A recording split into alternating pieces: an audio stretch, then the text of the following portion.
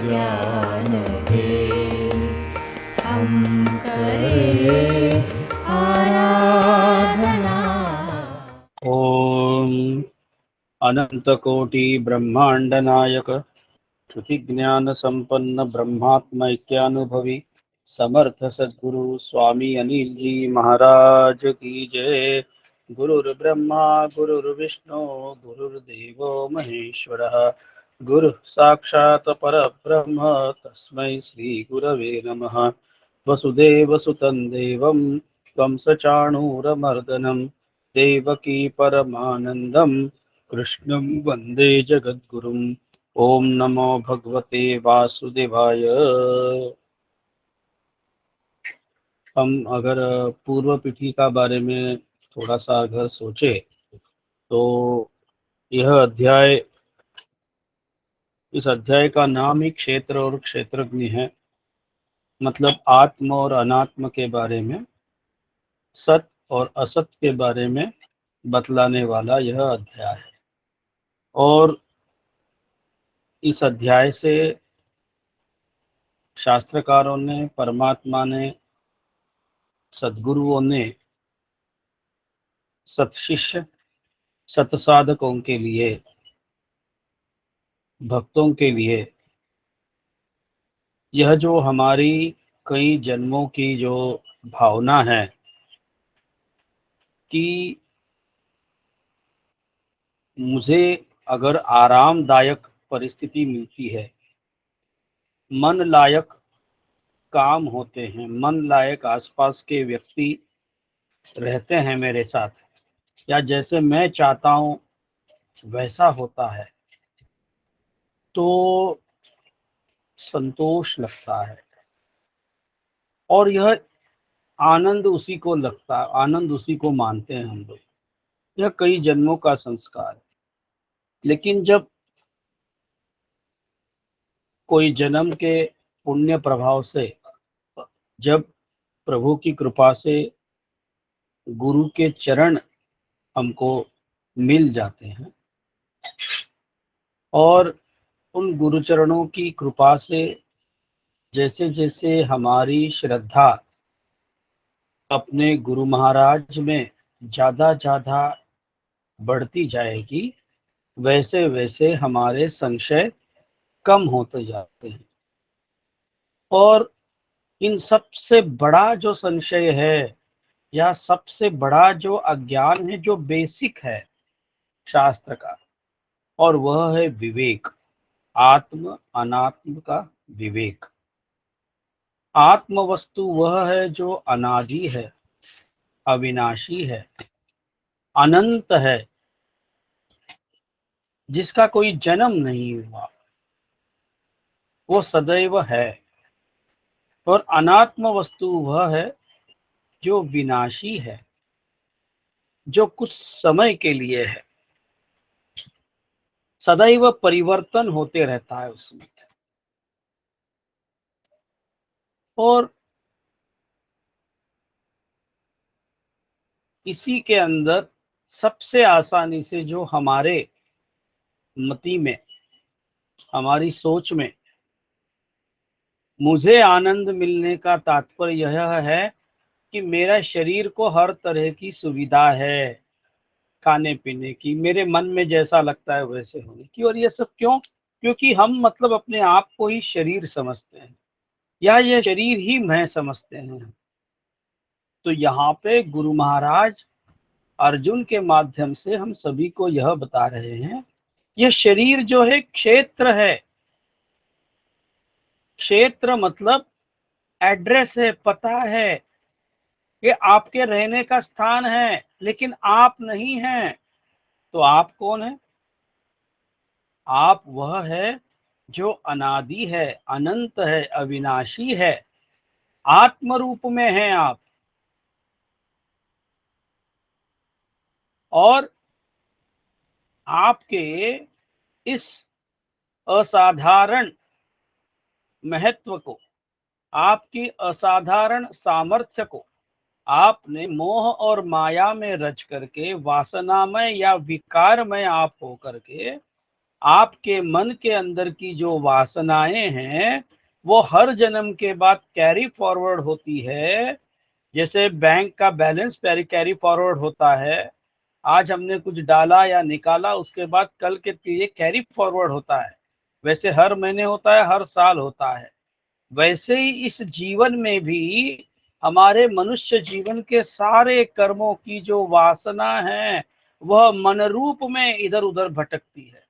और भटकते आत्मा वगैरह कुछ नहीं, आत्मा भटकती है या आत्मा को शांति हमारे गुरु महाराज स्वामी जी कहते हैं यह कितनी अज्ञान की चरम सीमा है। कोई गुजरता है तो लोग बोलते हैं उसके आत्मा को शांति मिले। अरे आत्मा तो सदैव शांत ही है, जो अशांत है वो अपना मन है। आत्मा सदैव था, है और रहेगा। वो कहीं आता नहीं ना कहीं जाता है, वो सदैव है।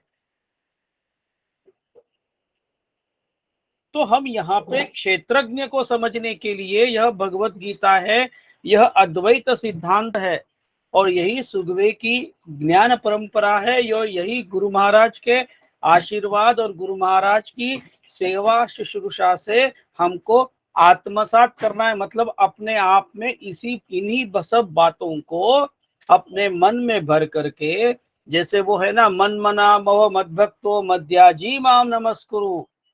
मतलब मेरे ही अपना मन मुझ में लगाओ, अपनी बुद्धि मुझ में लगाओ, काया वाचा मन इंद्र बुद्धि से आत्मा प्रकृति और स्वभाव सब ही और से मेरी ही सेवा करो, मेरे ही बारे में सोचो।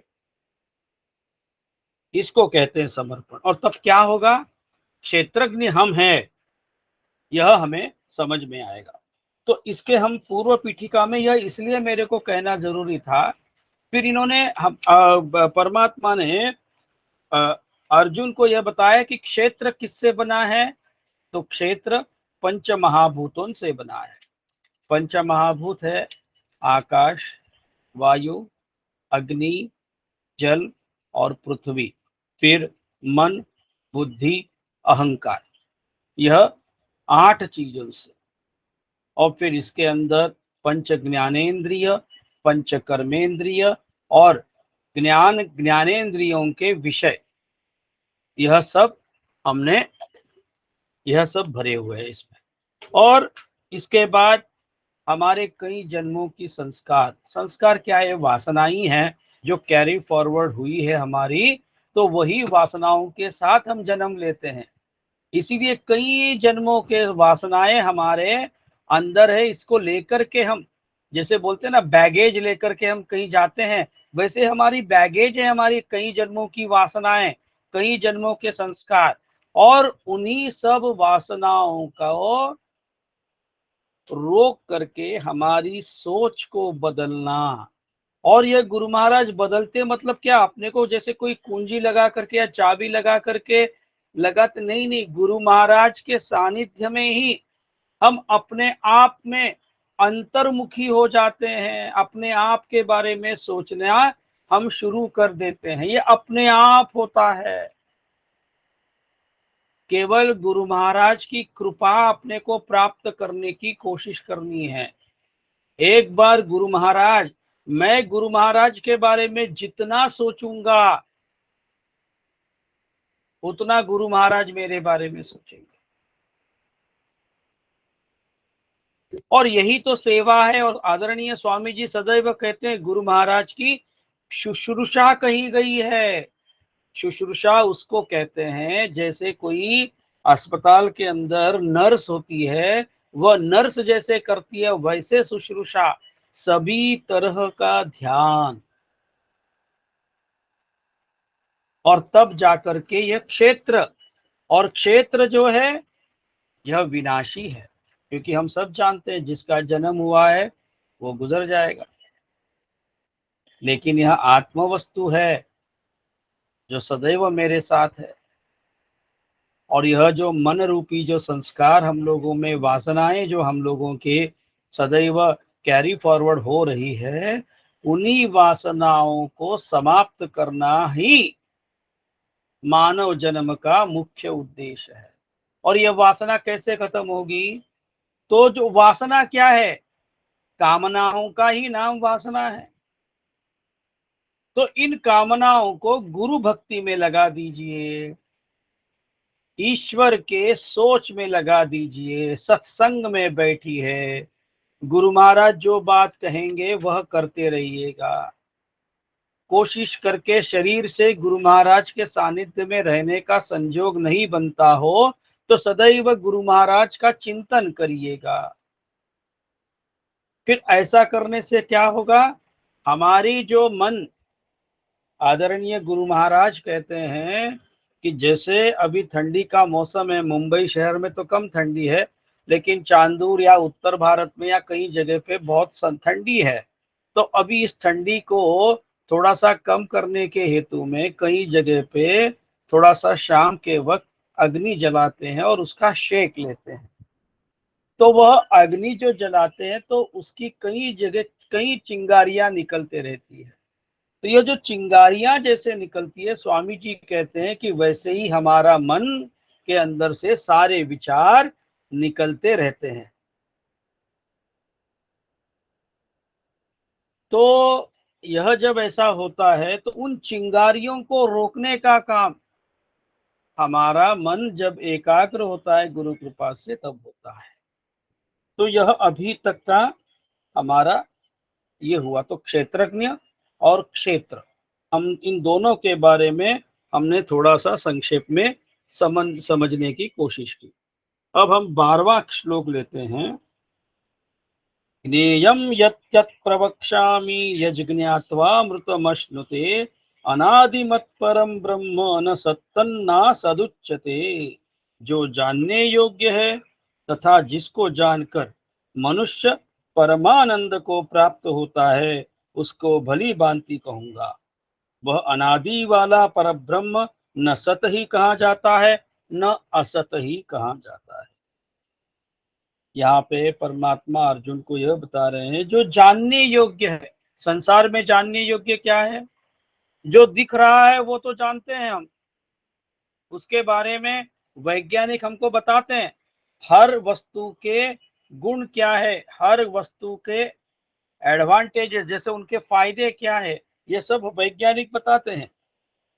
और फिर आगे क्या बता रहे, जिसको जानकर मनुष्य परमानंद को, आनंद की बात नहीं कही है, परम आनंद मतलब अत्युच्च कोटि का, हाईएस्ट लेवल, जो सदैव एक बार पर जिनको भी जिस किसी को भी यह आनंद मिल गया परमानंद, ये परमानंद कैसे मिलेगा?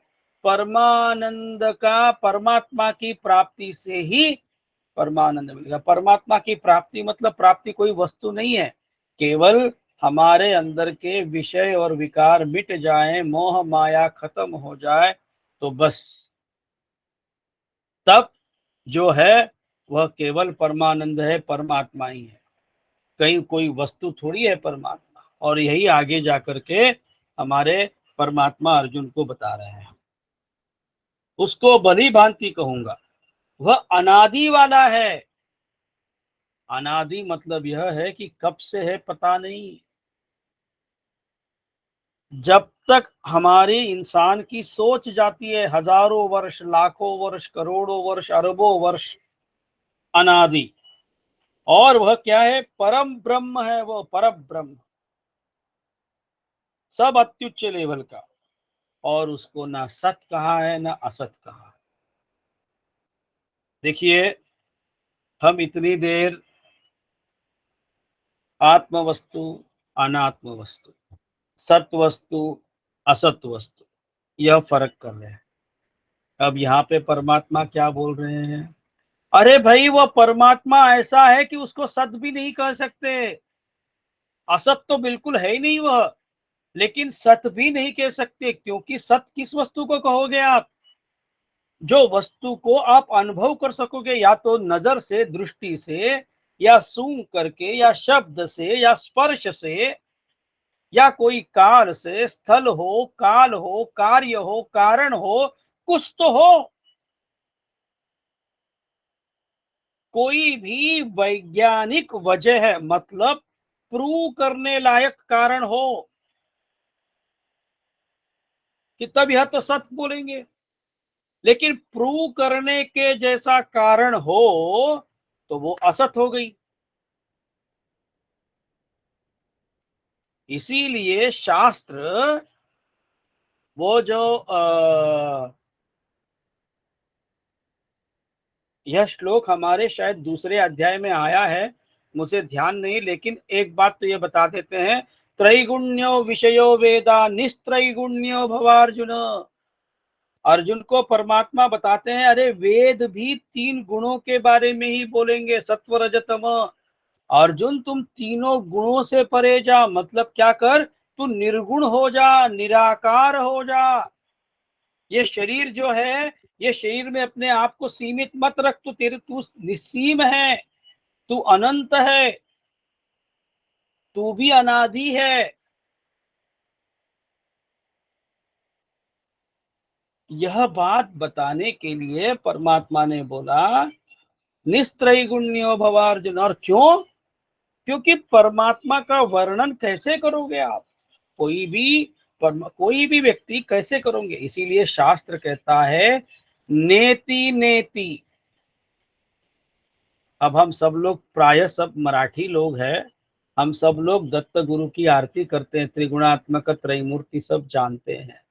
उसमें कवि यह बोलते हैं, या संत महात्मा, शायद नामदेव महाराज की वो आरती है शायद, मैंने जहां तक सुना है या पढ़ा है कहीं पे, संत नामदेव ने वो आरती लिखी है।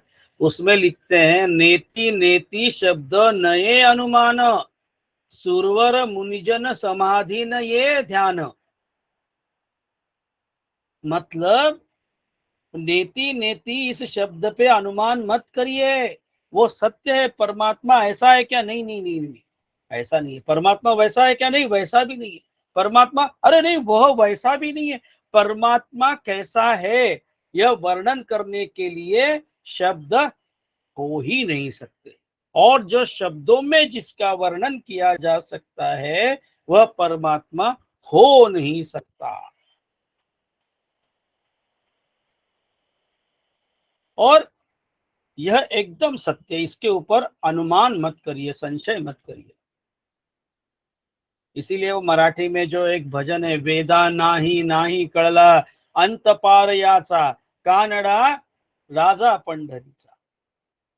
यह ऐसे संतों महात्माओं ने ऐसे सब लिख करके यह इसलिए रखा है कि हम सब लोग सोचने पे मजबूर हो जाए कहीं भी हमारे मन में। क्योंकि हमारी सबसे बड़ी समस्या है कि हमारी जो बैगेज हमारे जन्म के साथ आई है, कई जन्मों की विषय वासना विकार संशय, इन सब की आशा आकांक्षा इच्छाएं, कुछ अंतहीन है ये सब।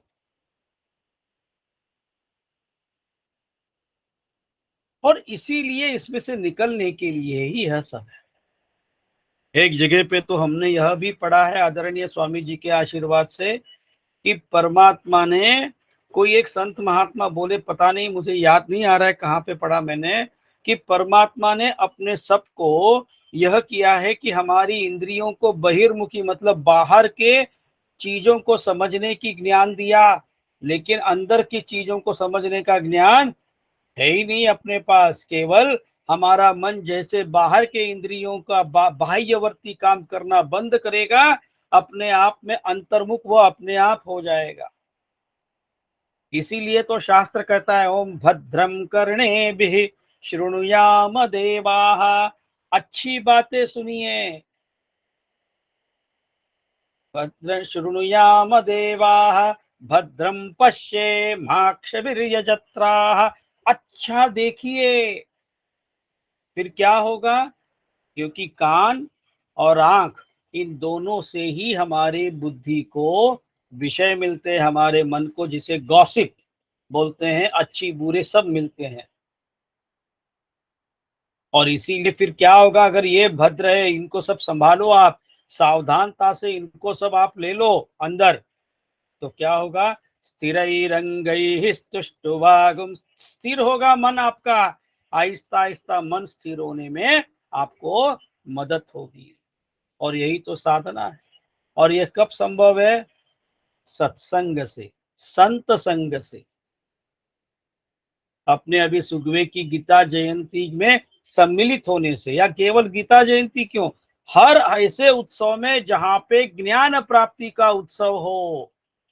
मैं ज्ञान प्राप्ति इसलिए कहता हूं क्योंकि यह अज्ञान है हम लोगों में। अज्ञान रूपी अंधकार को मिटाने के लिए यह मानव जन्म 84 लाख योनियों में सबसे महत्वपूर्ण है। इसीलिए हम सदैव ध्यान रखें कि हमारा मानव जन्म इसलिए महत्वपूर्ण है। अब हमने यह बात देख ली कि परमात्मा कैसे ना सत है और असत है। एक छोटी सी बात, क्योंकि मुझे थोड़ा सा याद नहीं रहता है, इसलिए मैं थोड़ा सा शांकर भाष्य का लिया हूं। परमात्मा के बारे में एक और जगह पे बृहदारण्यक उपनिषद में यह लिखा है, अस्थूल मननु, परमात्मा के बारे में, ना परमात्मा स्थूल है ना सूक्ष्म है। अब आप बताइए, ना परमात्मा स्थूल है ना सूक्ष्म भी है, जैसे सत भी नहीं और असत भी नहीं।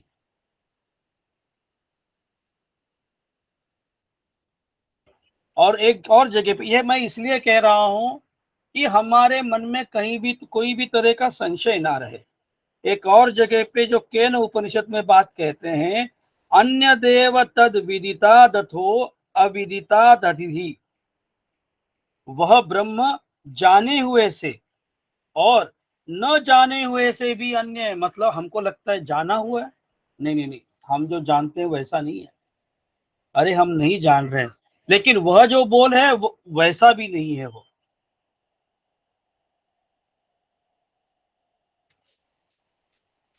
और इसीलिए परमात्मा को विलक्षण कहते हैं। फिर एक और जगह पे कहा है, श्वेता श्वेतर उपनिषद में परमात्मा का वर्णन क्या किया है, निष्कलम निष्क्रियम शांतम ब्रह्म, कला रहित, क्रिया रहित और शांत है।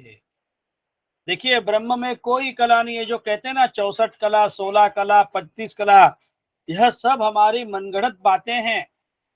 जब ज्ञान की कसौटी पे कोई बात रखेंगे तो शंकर भाष्य और सदगुरु की कृपा और सदगुरु के वचन, इनके सिवाय और कुछ होता नहीं। आदरणीय स्वामी जी कहते हैं, जो बात भगवान शंकराचार्य ने कही वही अंतिम सत्य है। तो परमात्मा परमात्मा यहाँ पे भगवान शंकराचार्य जी क्या कहते हैं, ब्रह्म कला रहित, क्रिया रहित और शांत है।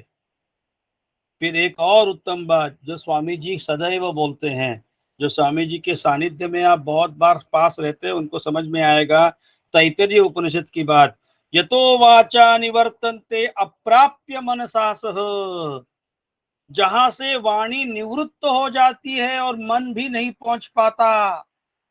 वाणी निवृत्त मतलब शब्द रह ही नहीं सकते। शब्द बयां करने की शब्दों में हैसियत ही नहीं है, शब्दों की ताकत ही नहीं है परमात्मा के बारे में वर्णन करने की। अप्राप्य मनसा सह, वापिस आ जाता है डेड एंड। वहां पे हमारे पंच ज्ञानेंद्रियों के लिए संभव नहीं परमात्मा को जानना। तात्पर्य यह है।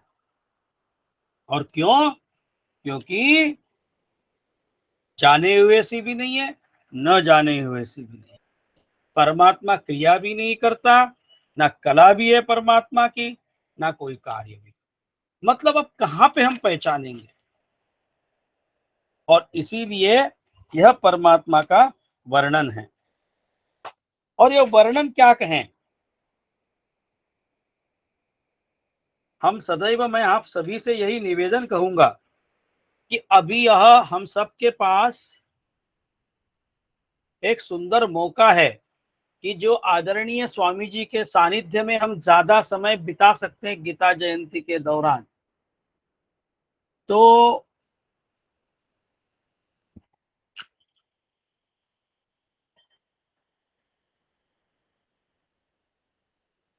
हमें यह करना पड़ेगा कि ज्यादा समय स्वामी जी के सानिध्य में बिताएं, ताकि उनके मुख से जो शब्द निकलेंगे वही ज्ञान है, ध्यान रखिएगा। तो यह हम सब में से कोई भी ऐसा व्यक्ति ना हो जो समय ना बिताए, और जरूर कोशिश करें। और इसका तात्पर्य यह नहीं है कि गुरु महाराज की आज्ञा लेकर के, जैसे बोले ना, तद्विधि प्रणिपाते न परिप्रश्नेन सेवया, जो नियम है, जो स्वामी जी के सानिध्य में स्वामी जी के शिष्य है, स्वामी जी को पूछिए, स्वामी जी जरा मुझे पूछना है, मुझे आना है, बैठूं क्या, या तो फिर कोई और सेवा करूं क्या, जैसे भी स्वामी जी बोले वैसे वो करना है अपने सबका कार्य। अब हम 13वां श्लोक लेते हैं। सर्वतः पाणिपादं तत्सर्वतोक्षी शिरोमुखम सर्वतः श्रुतिमल्लोके सर्वमावृत्य तिष्ठति। वह सब और हाथ पैर वाला, सब और नेत्र सिर और मुख वाला तथा सब और कान वाला है, क्योंकि वह संसार में सबको व्याप्त करके स्थित है। अब देखिएगा, यहाँ पे गुरु महाराज अपने शिष्यों को यह बता रहे हैं कि परमात्मा कहाँ पे है, तो सब और हाथ पैर वाला है। जैसे पुरुष सूक्त में वर्णन है, सहस्र शीर्षा पुरुष सहस्राक्ष सहस्त्रपात,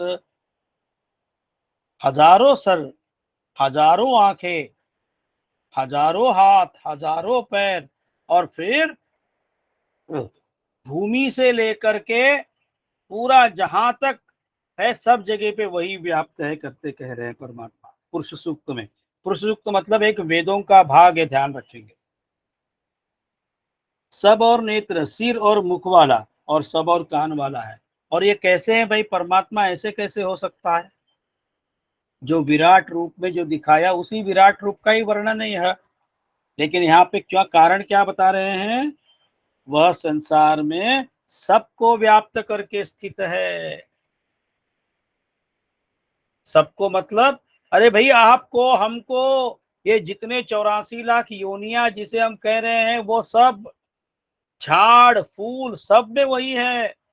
जो जो दिखता है, जो जो हम सोचेंगे, केवल परमात्मा ही सबको व्याप्त करके बैठा हुआ है, वो स्थित है।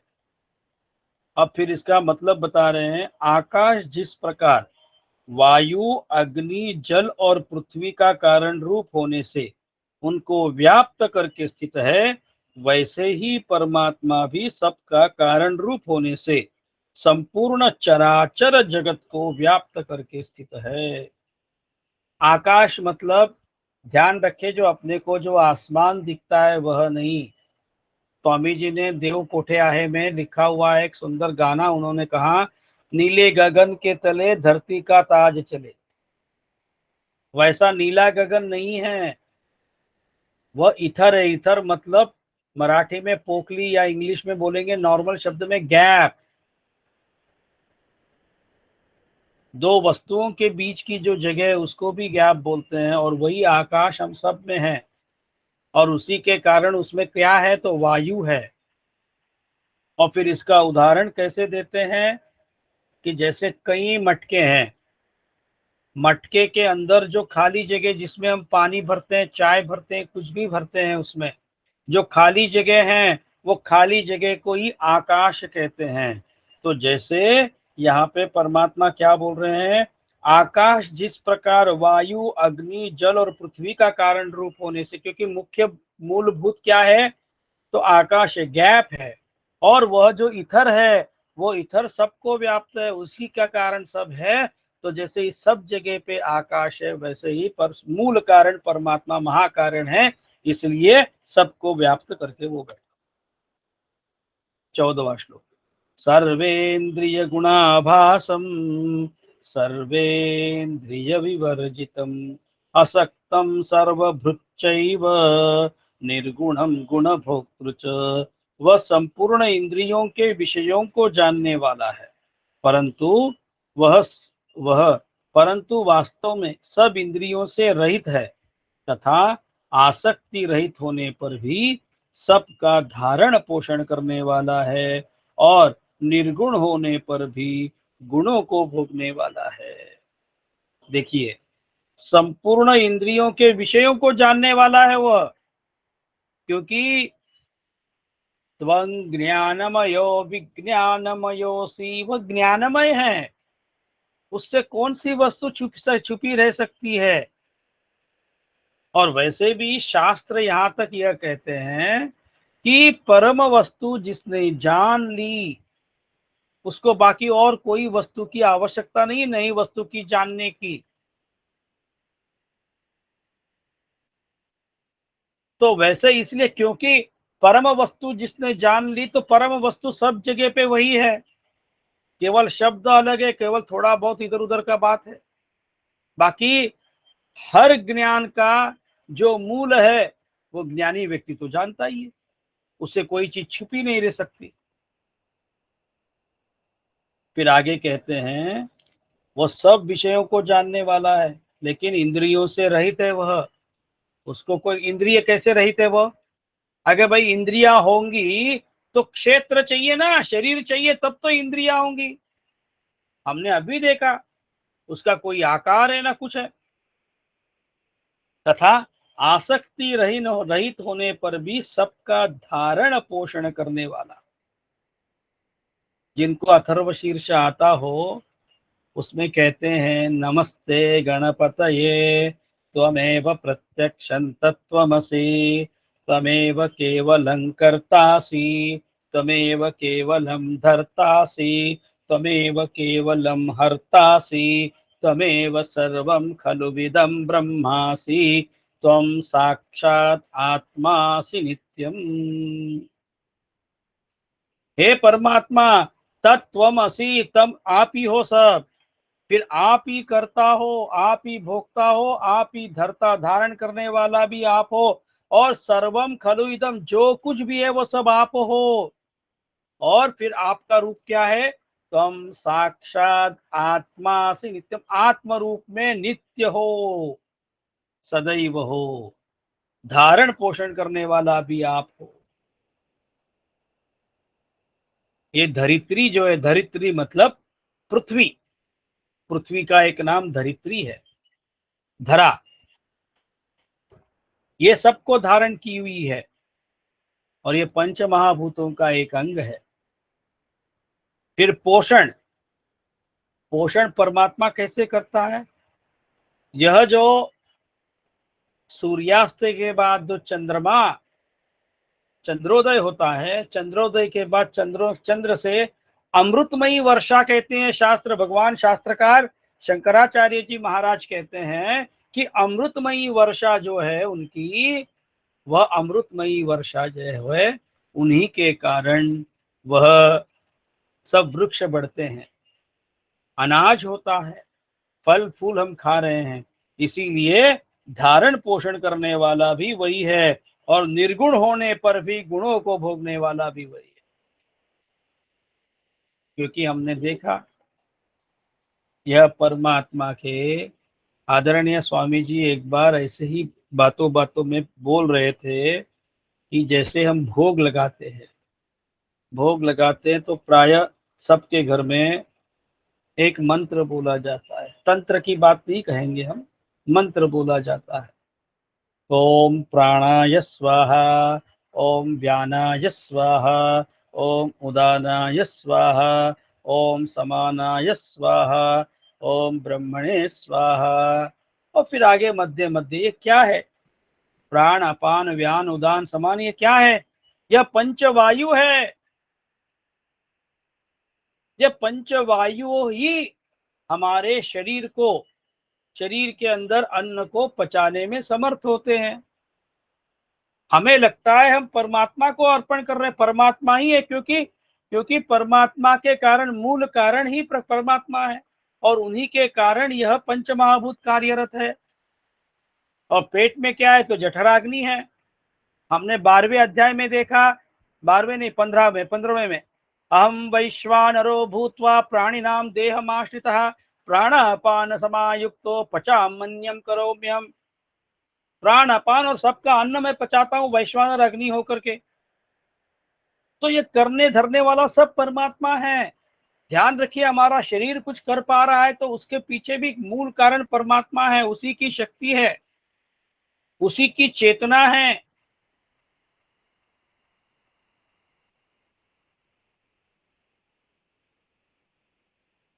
इसीलिए निर्गुण होने पर भी वह गुणों को भोगने वाला क्यों, हमारे शरीर के माध्यम से वो कर रहा है, या जो हो रहा है वो उसके कारण हो रहा है। हम ऐसे कर इस बात को प्रस्तुत कर सकते हैं, जो हमें लगता है कि हम कर रहे हैं, हमारा शारीरिक सामर्थ्य नहीं, नहीं नहीं नहीं, नहीं।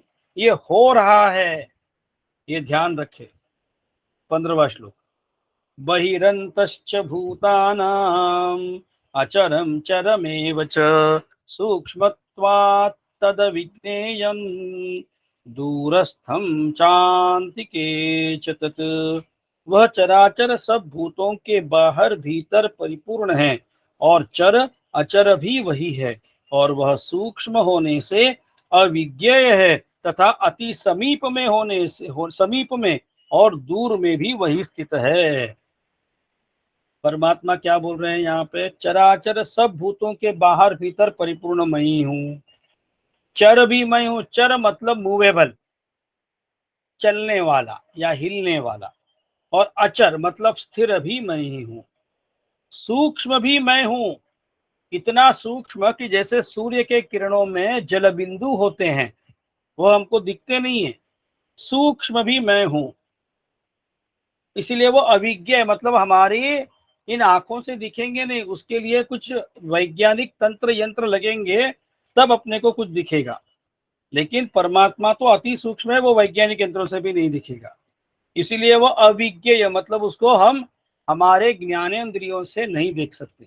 तथा अति समीप में, बहुत नजदीक है। नजदीक क्या है, वही है शरीर के अंदर, सब जगह पे ओतप प्रोत भरा हुआ है परमात्मा, नखशिकांत।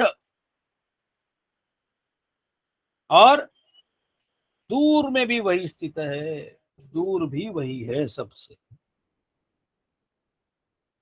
यहाँ पे इसी का मतलब यह बताते हैं, जैसे सूर्य की किरणों में स्थित हुआ जल सूक्ष्म होने से साधारण मनुष्यों के जानने में नहीं आता, वैसे ही सर्वव्यापी परमात्मा भी सूक्ष्म होने से साधारण मनुष्यों के जानने में नहीं आता। फिर जो समीप में कहा है, वह परमात्मा सर्वत्र परिपूर्ण और सबका आत्मा होने से अत्यंत समीप है। फिर 4 नंबर, जो दूर में कहा है, परमात्मा बहुत दूर है, श्रद्धा रहित और अज्ञानी पुरुषों के लिए न जानने के कारण वह बहुत दूर है। तो हमें यह समझना चाहिए, हमें यह समझना चाहिए कि यही बात हमारे सुखवे के नाम में आदरणीय स्वामी जी ने रखी है। यही ऋचा है ईशावास्य उपनिषद की 6ठी ऋचा। तदे जति तन्ने जति तद्दूरे तद्वंतिके तदंतरस्य सर्वस्य तदु सर्वस्यास्य बाह्यतः। वो अचर है, अचर है, वह बहुत दूर है, बहुत पास में है, और फिर सबके अंदर वही है, सबके बाहर भी वही है।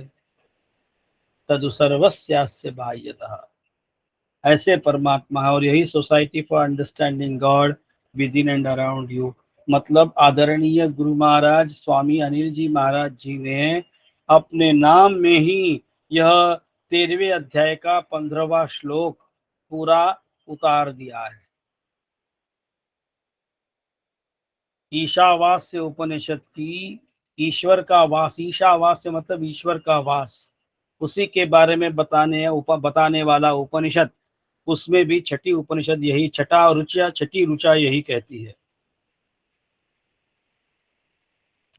तो इतना ज्ञानमय नाम, वैज्ञानिक नाम स्वामी जी ने दिया, उनके पीछे यही मकसद है कि हम लोग भक्ति तो करनी है, लेकिन ज्ञानमय भक्ति करनी है, समझ के भक्ति करनी है, ना अंधानुकरण। मतलब एक एक ने किया करके बाकी सब कर रहे हैं, ऐसा न करें हम। अविभक्तं च भूतेषु विभक्तमिव च स्थितं भूतभर्तृ च तज्ज्ञेयं ग्रसिष्णु प्रभविष्णु च। वह परमात्मा विभाग रहित एक रूप से आकाश के सदृश परिपूर्ण होने पर भी चराचर संपूर्ण भूतों में विभक्त सा प्रतीत होता है, तथा वह जानने योग्य परमात्मा विष्णु रूप से भूतों को धारण पोषण करने वाला और रुद्र रूप से संहार करने वाला और ब्रह्मा रूप से सबको उत्पन्न करने वाला है।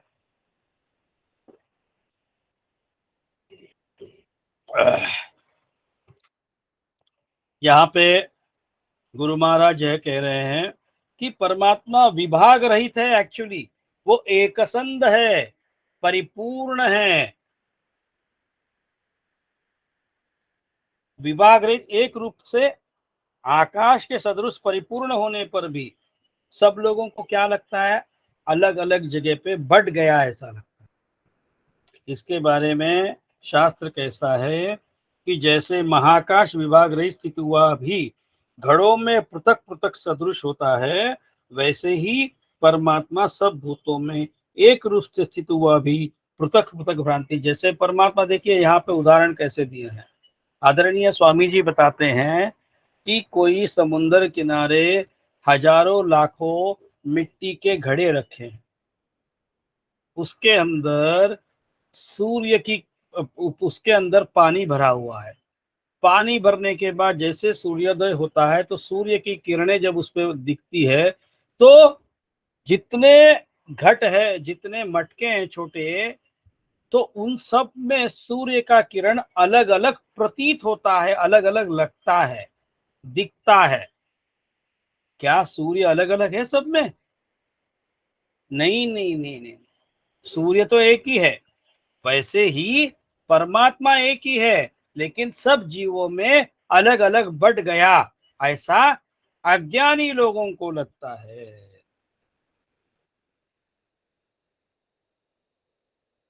तथा वह जानने योग्य परमात्मा विष्णु रूप से धारण, देखिए यहाँ पे ब्रह्मा विष्णु महेश ये तीन रूपों के बारे में बताया। क्या होता है?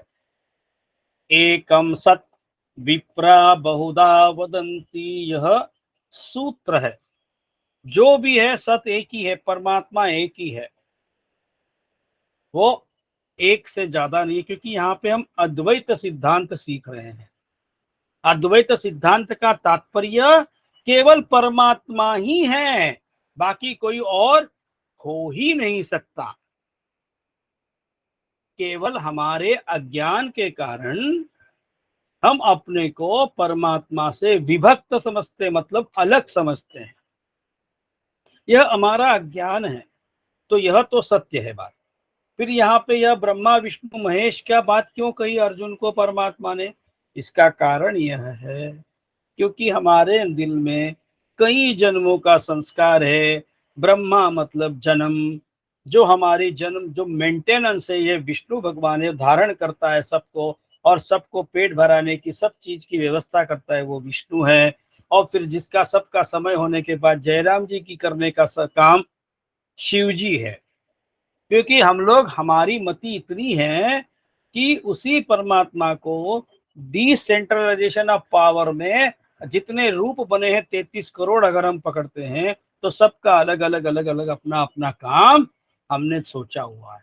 क्योंकि जैसे परमात्मा ने सबसे पहले तो बनाए उपनिषद, उपनिषद फिर वेद भी जिनको नहीं समझ में आए उनके लिए पुराण बनाए, पुराण जिनको समझ में नहीं आए उनके लिए बाकी और कुछ बनाया शास्त्र। अलग अलग भाषाओं में परमात्मा ही संत बन गए और उन्होंने सब संस्कृत भाषा के प्राकृत भाषाओं में अपने अपने शास्त्रों को ये किया, ट्रांसलेट किया, भाषांतर किया और सब लोगों तक पहुंचाया ज्ञान को। आदरणीय स्वामी जी ज्ञानेश्वर महाराज का उदाहरण देते हैं। सबसे पहले ज्ञानेश्वर माऊली ने हरिपाठ बनाया, हरिमुखे मणा यह बोला। फिर उसके बाद ज्ञानेश्वर महाराज ने ज्ञानेश्वरी बनाई। ये उसके नेक्स्ट लेवल की बात थी। ज्ञानेश्वरी के बाद उन्होंने सार्थ अमृतानुभव बनाया। अमृतानुभव जो साधकावस्था से गुरु कृपा से जब वो सिद्ध हो जाता है तो उसका जो अनुभव है उसके बारे में वर्णन है। फिर हाईएस्ट लेवल की बात बताई उन्होंने कि वह चांगदेव पासष्टी बनाई उन्होंने, चांगदेव पासष्टी लिखी उन्होंने। तो सार यह है कि यह सब अपने अपने लेवल की बातें, इसलिए यहाँ पे बताते हैं परमात्मा कि रुद्र रूप से संहार करने वाला, ब्रह्मा रूप से सबको उत्पन्न करने वाला मैं ही हूँ। अगर तुम्हारे दिमाग में ऐसी कई बातें हैं कि मैं ये भी हूँ परमात्मा व वर्णन, मतलब ये जो अलग अलग रूपों की अलग अलग कार्यों की भावना है, तो वैसे करता है तो सब जितने भी ब्रह्मा विष्णु महेश वगैरह देवता है वह भी केवल मैं ही हूँ। 17वां श्लोक। ज्योतिषामपि तज्ज्योतिस्तमसः परमुच्यते ज्ञानं ज्ञेयं ज्ञानगम्यं हृदि सर्वस्य विष्ठितम्। वह परब्रह्म ज्योतियों का भी ज्योति एवं माया से अत्यंत परे कहा जाता है। वह परमात्मा बोध स्वरूप जानने के योग्य एवं तत्व ज्ञान से प्राप्त करने योग्य और सबके हृदय में विशेष रूप से स्थित है। वह परब्रह्म ज्योतियों का भी ज्योति। यहाँ पे 15वें श्लोक में 15वें अध्याय का 12वां श्लोक पढ़ने को बोला है, वो देख लेते हैं हम।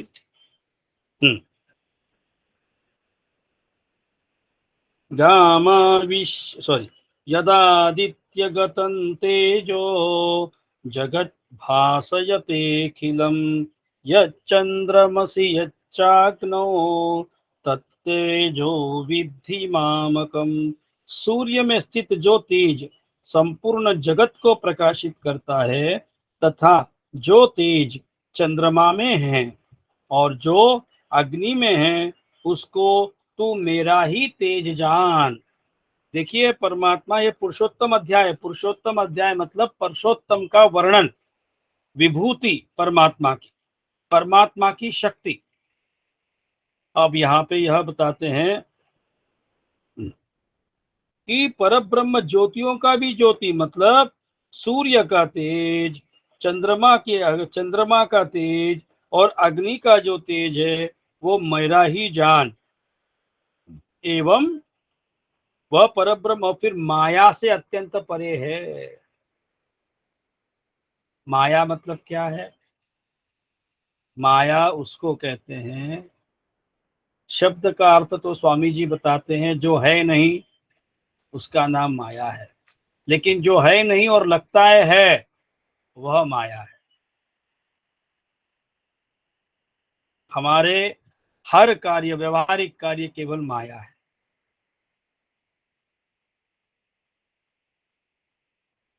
और इससे वह परे है। वह परमात्मा बोध स्वरूप है। ध्यान रखिए, प्रवचनों से नहीं, आप न ही प्रवचने न लब्ध्वा, ना प्रवचन से परमात्मा मिलता है ना पढ़ने से मिलता है। वह मिलेगा गुरु महाराज के बोध से। गुरु महाराज एक अंतिम कुंजी देते हैं, ताले की चाबी दे देते हैं गुरु महाराज ज्ञान की, उनकी कृपा से मिलती है वह। इसीलिए बोध स्वरूप, जानने के योग्य एवं जानने के योग्य केवल परमात्मा है, एवं तत्व ज्ञान से प्राप्त करने योग्य, तत्व ज्ञान से प्राप्त कर तत्व। लेकिन तत्व ज्ञान मतलब हम वेदांतिक सिद्धांतों से परमात्मा को जान सकते हैं गुरु महाराज के आशीर्वाद से। इसीलिए उसको कहते हैं, शास्त्र कहता है त्वं ज्ञानमयो विज्ञानमयोसि। वह ज्ञानमय है जो विज्ञान द्वारा, मतलब चिंतन मनन निधिध्यासन गुरु महाराज के आशीर्वाद से किया जाए तो जरूर मिल जाता है, अनुभव हो जाएगा। तथा सबके हृदय में विशेष रूप से स्थित है, वह सबके हृदय में है, ध्यान रखेंगे। इति क्षेत्रम तथा ज्ञानम ज्ञेयं चोक्तम समासतः मद्भक्त एतद् विज्ञाय मद्भावायोपपद्यते। इस प्रकार क्षेत्र तथा ज्ञान और जानने योग्य परमात्मा का स्वरूप संक्षेप से कहा गया। मेरा भक्त इसको तत्व से जानकर मेरे स्वरूप को प्राप्त होता है। देखिए, इस प्रकार क्षेत्र, क्षेत्र का मतलब हमने देख लिया इसी अध्याय में कि यह स्थूल शरीर जिसके पंच महाभूत मन बुद्धि अहंकार पंच ज्ञानेन्द्रिया और उनके विषय और पंच कर्म इंद्रियों से बना हुआ है। तथा ज्ञान के बारे में हमने देखा कि यह जो अमानित्वम अदम्भित्वम अहिंसा क्षांतिरार्जवम आचार्योपासनम शौचम, यह जो श्लोक है इधर से लेकर के आगे के जो श्लोक है छठे श्लोक से आचार्योपासनं चौर्षम स्थैर्यमात्म विनिग्रह, फिर आगे का श्लोक कि यह जो बातें हैं यह ज्ञान है। और जानने योग्य परमात्मा का स्वरूप हमने अभी देखा कि परमात्मा अनंत है, अनादि है, नित्य स्थिति है। यह सब जो परमात्मा का भाव है यह भी हमने देखा। अब मेरा भक्त इसको तत्व से जानकर, यहाँ पे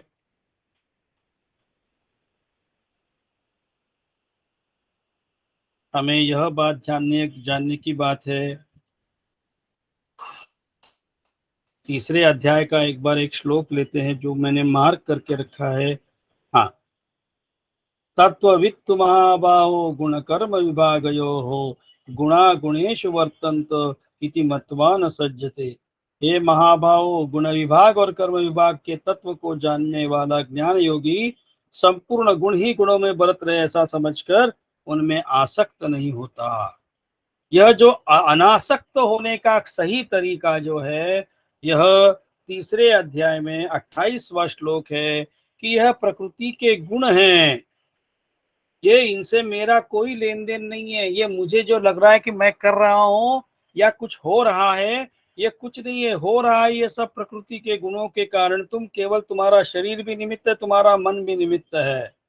तुम केवल गुरु महाराज को समर्पण करो और अपने आप तुम अनासक्त हो जाओगे। क्योंकि यह जो ज्ञान बताया इस अध्याय में क्षेत्र क्षेत्रज्ञ योग में, सबसे पहले क्षेत्र के बारे में बताया कि क्षेत्रज्ञ के बारे में बताने के टाइम पर उसके पहले उन्होंने साधना बताई, और जितनी भी साधना बताई अमानित्वम अदम्भित्वम अहिंसा क्षांतिरार्जवम आचार्योपासनम शौचम स्थैर्यमात्म विनिग्रह। ये अमानित्व मतलब अभिमान मत समझिएगा, अदम्भित्व दंभाचरण मत करिएगा, आपने गुरु महाराज की सुनिएगा। करने वाले ना कर्ता हो सकते हैं, ना कर्तृत्व भाव रखिए, ना भोक्तृत्व भाव रखिए। फिर अहंता ममता वासना इन सभी से निकल जाइए, अनासक्त जीवन जीजिए, तब जाकर के यह ज्ञान प्राप्त होगा।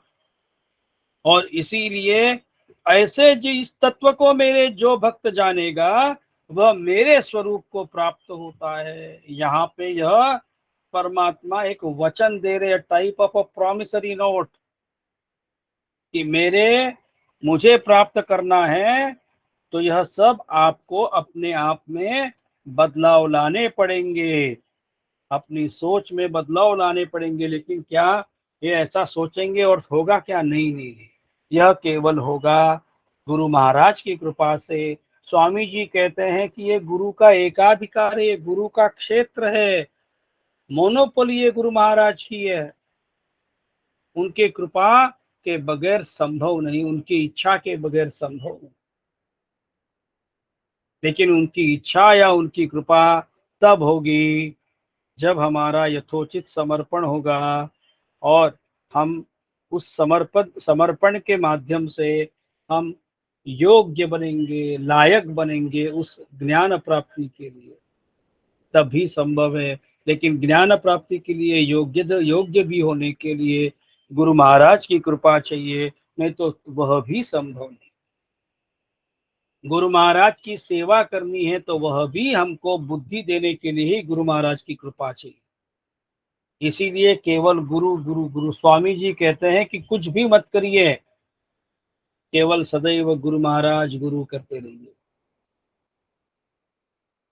इसीलिए आचार्योपासनम शौचम कहा, शास्त्र ने आचार्य की उपासना रखी, उन्होंने महत्वपूर्ण अंग है इसका। अब यहीं पे हम विवेचन समाप्त करते हैं। आदरणीय स्वामी जी को नमस्कार और आप सभी को नमस्कार, धन्यवाद।